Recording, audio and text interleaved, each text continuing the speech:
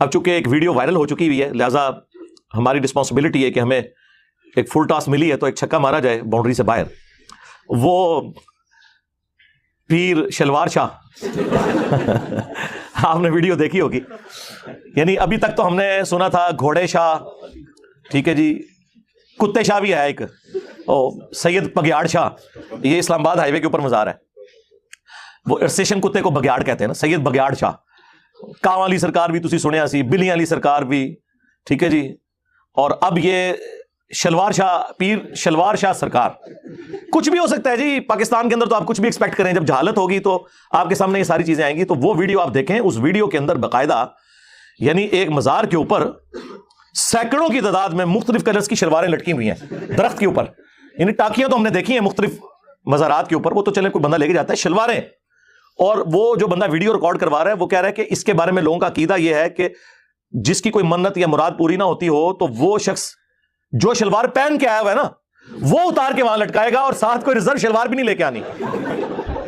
السلام علیکم ورحمۃ اللہ وبرکاتہ. دوستوں میں ابھی موجود ہوں پیر شلوار شاہ کے پاس. تو آپ دیکھ سکتے ہیں، دیکھیں ساری شلواریں ٹنگی ہوئی ہیں. کے اوپر ایک قبر بنی ہوئی ہے جس میں کسی نے آگ بھی لگائی ہے. اور یہاں آپ کو کرنا میں لکھ سکتے ہیں، دیکھیں یہ ساری شلواریں اوپر بھی ٹنگی ہوئی ہیں. شلواریں لوگ کہا جاتا ہے کہ جو جس کی بھی مراد اگر پوری کرانی ہو تو وہ یہاں پہ اپنی شلوار اتار کے لگا دے، اور دوسری شلوار لانا بھی منع ہے سختی سے، تو آپ کی مراد پوری ہو جائے گی. تو دیکھیں آپ دنیا کس طرف جا رہی ہے اور کون سی ترقی میں جا رہی ہے، اور ہم مسلمان دیکھیں کہاں پہ پھنسے ہوئے ہیں ان چیزوں میں. دیکھیں ساری شلواریں لگی ہوئی ہیں. ہاں پتہ نہیں کیا سسٹم ہے، اللہ معاف فرمائے، سب کو ہدایت عطا فرمائے. ہم اس وقت موجود ہیں سلوار شاہ بابا کی مزار پہ، جہاں کوئی بھی پریشانی ہو ادھر آپ آ سکتے ہو. سلوار اتار کے آپ اپنی مشکل کو آسان کر سکتے ہو. یہ آپ دیکھ سکتے ہو میرے بھائیو، ہم موجود ہیں سلوار شاہ بابا کی مزار پہ جہاں سلوار اتار کے دعا مانگی جاتی ہے، اور دوسری شلوار لانا بھی یہاں پر منع ہے، کہا جاتا ہے ایسا. یہ آپ اندر دیکھ سکتے ہو دربار، یہاں آگے لگی بڑی سلواریں جلائی جا چکی ہے. اندازہ کریں ان لوگوں کا، یعنی ذہن کی پستی کا لیول، حالت دیکھیں ان کی. اچھا اب یہ جب ہم باتیں کریں گے نا تو وہ کہیں گے نہیں نہیں یہ تو جعلی پیر ہے. اصلی کیڑے نے، اصلی بھی چندے کھا رہے ہیں، استحصال کر رہے ہیں غریبوں کا، کوئی محنت مزدوری نہیں کرتے، لوگوں کے چندوں کے اوپر پلتے ہیں. کون سے اصلی ہیں؟ اللہ سے ڈر جائیں. یہ ایک پورا کاروبار ہے جو چل رہا ہے. اور پھر اسی مزار کے اوپر کچھ شلواروں کو آگ بھی لگائی ہوئی تھی انہوں نے. ظاہر ہے کہ وہ اتنی زیادہ تو سنبھال نہیں سکتے، تو پھر وہ جلا دیتے ہوں گے. تو اب وہ میں جب ویڈیو مجھے ارشاد بھائی نے دکھائی تو میں دیکھ کے میں نے کہا یار یہ دیکھیں، یہ اس امت کی حالت ہے کہ جس کا امام الموحدین ہے صلی اللہ علیہ وآلہ وسلم، جس کی توحید کے بارے میں اتنی سینسٹیوٹی ہے کہ کسی اور شخصیت کی ایسی سینسٹیوٹی نہیں ہے. اور مجھے وہ حدیث یاد آ گئی جو جامعہ ترمذی کے اندر موجود ہے، مشکات میں بھی موجود ہے، سورۃ الاعراف کی آیت نمبر 138 کے کانٹیکسٹ میں، کہ نبی علیہ السلام غزوہ حنین کے موقع پر ایک جگہ سے گزرے جہاں پر ایک بہت بڑا درخت تھا جسے ذات انواد کہا جاتا تھا. اس کے اوپر مشرکین عرب اپنا اسلحہ لٹکاتے تھے تھوڑی دیر کے لیے، اور ان کا یہ عقیدہ تھا کہ جنگ میں اگر فتح پانی ہے تو یہاں پہ اپنی تلوار لٹکاؤ، جس طرح یہاں پہ وہ شلوار لٹکا رہے ہیں.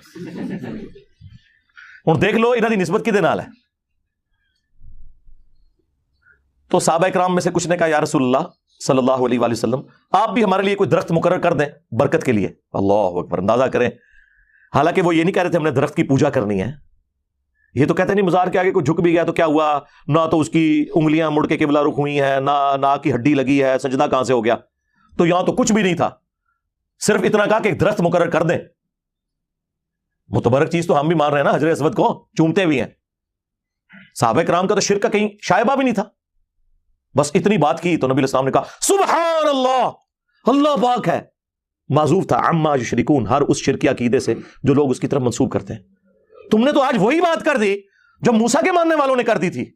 وہاں پہ بھی دیکھیں وقت کا پیغمبر موجود ہے، اور موسیٰ علیہ السلام کے ساتھی ابھی تازہ معجزہ دیکھ کے آئے ہیں. سورۃ الاعراف آیت نمبر 138 کی تلاوت کی نبی علیہ السلام نے کہ جب وہ سمندر سے پار لگے تو انہوں نے ایک قوم کو دیکھا جو بتوں پر اعتکاف کیے ہوئے دھیان کیے ہوئے بیٹھے تھے. یہ قرآن کی آیت ہے سورہ الاعراف آیت نمبر 138.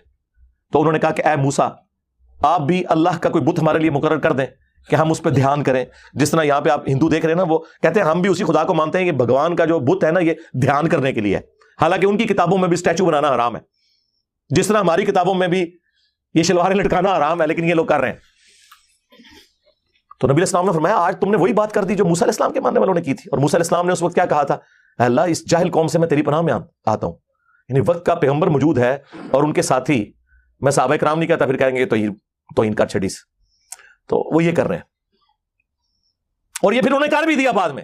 70,000 یہودی پھر قتل ہوئے اسی وجہ سے. 70,000 صحابہ حضرت موسیٰ کے قتل اس وجہ سے ہوئے کہ جب وہ کوہ طور پہ گئے تو انہوں نے پیچھے بچڑے کا ایک بت بنا لیا, معبود بنا لیا, سونا پگھلا کے سامری نے انہیں گمراہ کیا. بل ہو تو گئے. اور ان کی معافی پھر سورہ بقرہ میں آیا کہ معافی یہ ہے کہ اپنوں کو قتل کرو گے, ہر قبیلے والا اپنے ان لوگوں کو قتل کرے گا.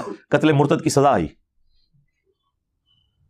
پھر نبی علیہ السلام نے اسی حدیث میں الفاظ ہیں ترمذی کے, آپ نے فرمایا کہ تم بھی اگلے لوگوں کے پیچھے چل پڑو گے. یعنی جس طرح اگلے لوگوں نے غلط کام کیے تم بھی وہی کام کرو گے.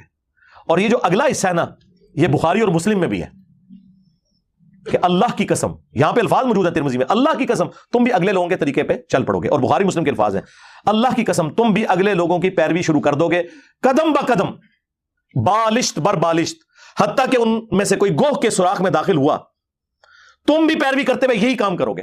صحابہ کرام نے پوچھا یہ اگلے لوگوں سے مراد کیا یہود و نصارہ ہیں؟ آپ نے فرمایا اگر وہ نہیں مراد تو اور کون سے لوگ مراد ہیں؟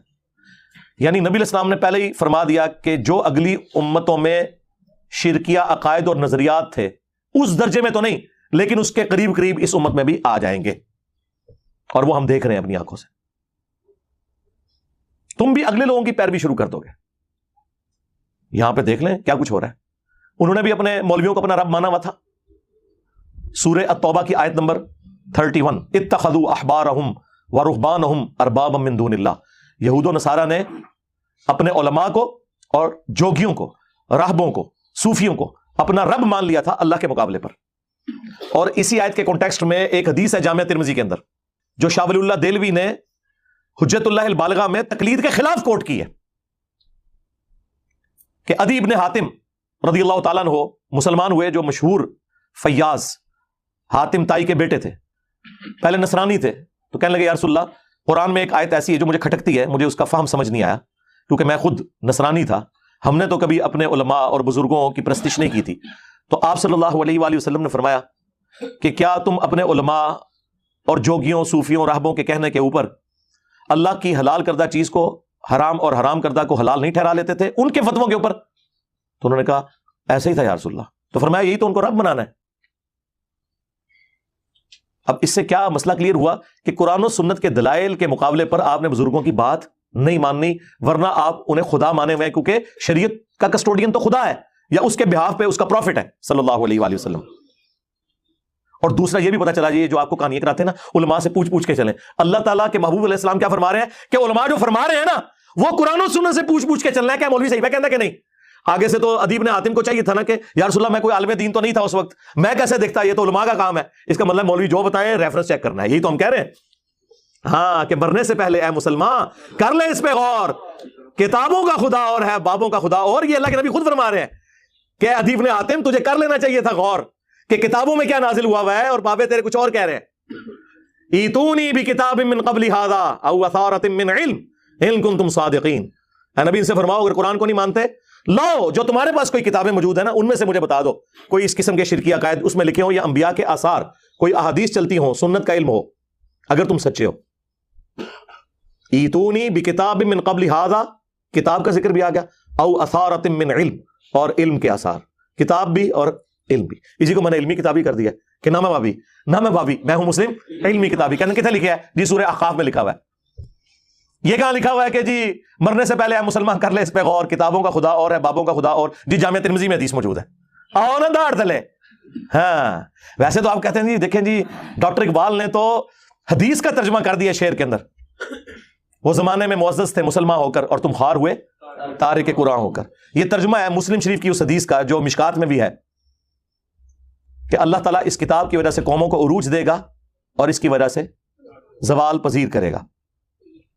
مستقبل کی خبر تھی، لیکن ڈاکٹر اقبال کے زمانے میں یہ سب کچھ ہو چکا تھا، انہوں نے اسے ماضی بنا دیا. وہ زمانے میں معزز تھے مسلمان ہو کر، تم خوار ہوئے تاریخ قرآن ہو کر. تو سرکار ڈاکٹر اقبال جو حدیث ترجمہ کرتا ہے انجینئر صاحب نہیں کر سکتے؟